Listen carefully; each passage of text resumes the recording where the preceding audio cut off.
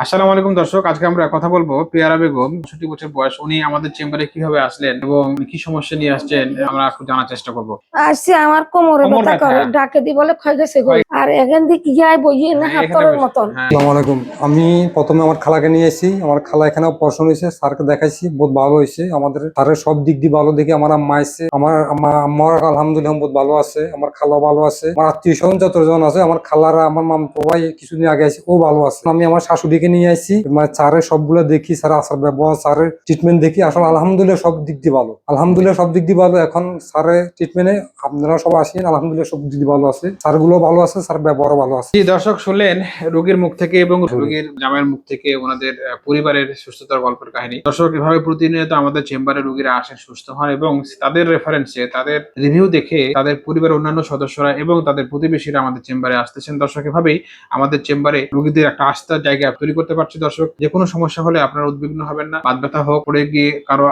জয়েন্টে ব্যথা হোক, কিংবা হাত পা ভেঙে গেলে, কিংবা বার্ধক্যজনিত কোনো সমস্যা হলে আপনারা উদ্বিগ্ন হবেন না। আপনার নিকটস্থ একজন অর্থোপেডিক সার্জনের সাথে যোগাযোগ করুন। দর্শক, ভিডিওটি ভালো লাগলে লাইক এবং কমেন্ট করে জানাবেন, ভিডিওটি শেয়ার করে অন্যকে দেখার সুযোগ করে দিবেন। দেখা হবে পরবর্তী অন্য কোনো ভিডিওতে। সে পর্যন্ত ভালো থাকুন, সুস্থ থাকুন।